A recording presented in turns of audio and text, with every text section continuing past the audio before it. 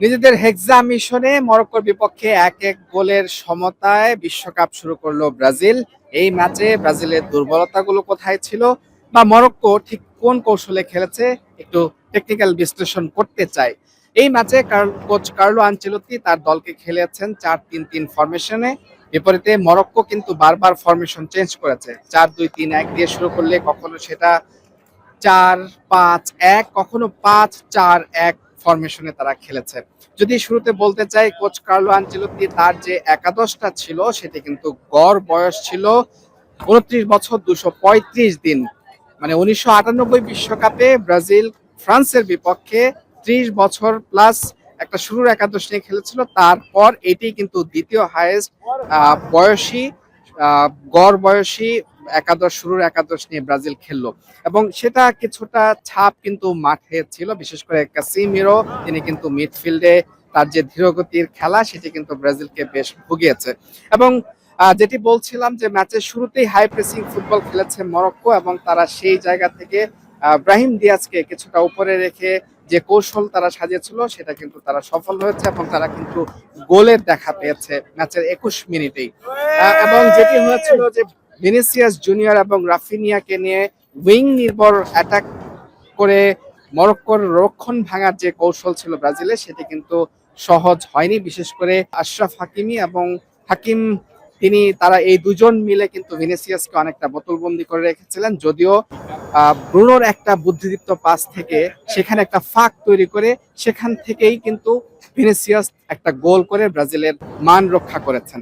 এবং আরেকটা বিষয় এই ম্যাচে সবচেয়ে গুরুত্বপূর্ণ, বিশেষ করে মরক্কোর কৌশলের কিন্তু প্রশংসা করতেই হয়। যেটি বলেছিলাম, তারা শুরু করেছিল ৪-২-৩-১ ফরমেশন দিয়ে। তারপর ম্যাচের বিশেষ করে দ্বিতীয়ার্ধে মরক্কো কিন্তু ফরমেশনটাকে নিয়ে আসে ৪-৫-১, মানে আরো বেশি ডিফেন্সিভ। ব্রাজিলকে আক্রমণের কোনো সুযোগই কিন্তু মরক্কো দেয়নি এবং ম্যাচের শেষ ভাগটায় তারা কিন্তু সেটাকে ৫-৪-১ ফরমেশনে নিয়ে এসেছে।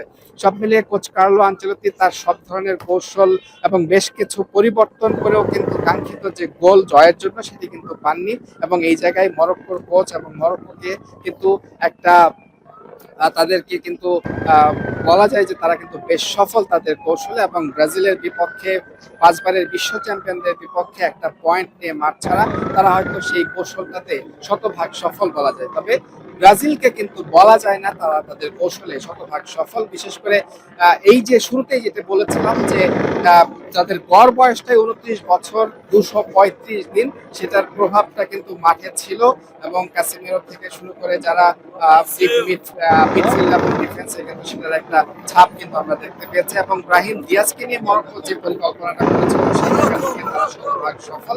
এবং দুই উইং দিয়ে, বিশেষ করে নেইমার বা নাম্বার 10 পজিশনে ব্রাজিলের শূন্যতা থাকায়, নেইমার না থাকায়, যে ভিনিসিয়াস জুনিয়র এবং রাফিনিয়াকে নিয়ে উইং নির্ভর যে অ্যাটাকের যে পরিকল্পনা ছিল সেই জায়গাটা মরক্কো জানতো এবং সেই জায়গায় আশরাফ হাকিমি এবং হাকিম তারা কিন্তু দারুণ খেলেছেন এবং ভিনিসিয়াসকে বোতলবন্দি করেছেন। সেই জায়গায় তারা সফল হয়েছেন। যদিও ভিনিসিয়াস জুনিয়র একটা গোল করেছেন, কিন্তু এর ম্যাচের পরের সময়টায় তারা কিন্তু আর কোনো সুযোগ দেয়নি। সব মিলিয়ে ব্রাজিলের জন্য একটু হলেও শুরুটা বলা যায় যে তাদের একটা ধাক্কা তারা খেয়েছে। তবে নিশ্চিতভাবে হাইতির বিপক্ষে তারা ঘুরে দাঁড়ানোর চেষ্টা করবে এবং সবশেষ যেটি, এই গ্রুপ থেকে, সি গ্রুপ থেকে কে গ্রুপ চ্যাম্পিয়ন হবে সেই সমীকরণটা কিন্তু এখন বেশ জটিল হয়ে গেছে। Mujrim bin Tareq, Jamuna sports, MetLife stadium, New Jersey, যুক্তরাষ্ট্র।